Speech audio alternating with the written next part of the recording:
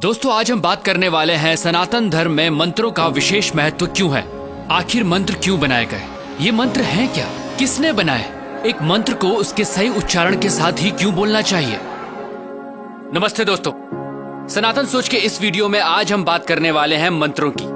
देखिए, सबसे पहले तो मंत्र का शाब्दिक अर्थ जानने की जरूरत है।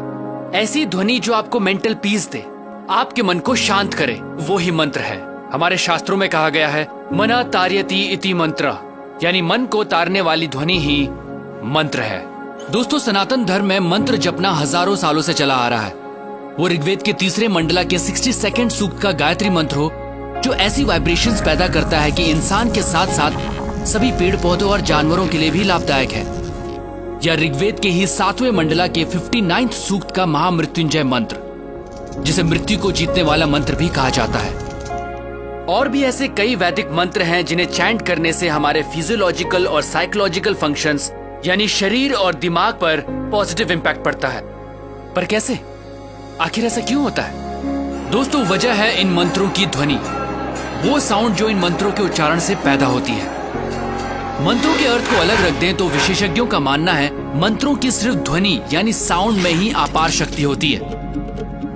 कुछ साउंड प्योर होती हैं और कुछ इम्प्योर, और ये डिपेंड करता है उनकी वाइब्रेशंस पर। और जैसे कि अल्बर्ट आइंस्टाइन ने भी कहा, everything in life is vibration. Modern science ने साउंड और लाइट दोनों को वाइब्रेशंस ही माना है। अब अगर आपको साउंड को लाइट में बदलना है तो फ्रीक्वेंसी को आपको 40 ऑक्टेव तक बढ़ाना होगा, और तब जो आपको वाइब्रेशन मिलेगी वो ट्रिलियंस ऑफ साइकिल्स पर सेकेंड होगी, और वो एक लाइट के रूप में आपके सामने होगी। महान योगियों ने साउंड को लाइट में बदलने का काम अपने शरीर के भीतर हमेशा से किया है दोस्तों, और वो मंत्रों के माध्यम से ही हुआ। दोस्तों, इस वीडियो के माध्यम से हम आपको ये नहीं बताना चाह रहे कि कौन सा मंत्र आप पर क्या प्रभाव डालता है, बल्कि हम मंत्रों की अद्भुत शक्ति के बारे में आपको बताना चाहते हैं। और इसे सिर्फ रिलीजियस चश्मों से नहीं, साइंटिफिक अप्रोच से देखना पड़ेगा। मंत्रों के साउंड आपके लिए लाइफ के नए डायमेंशंस खोलते हैं।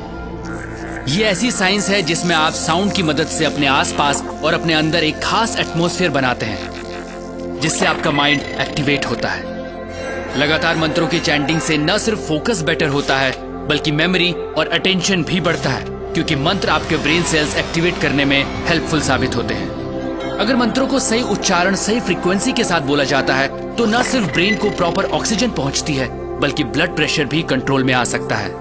और यह भी साबित हुआ है कि खास मंत्रों को चैंट करने से ब्रेन का लेफ्ट और राइट हेमिस्फेयर सिंक्रोनाइज होता है।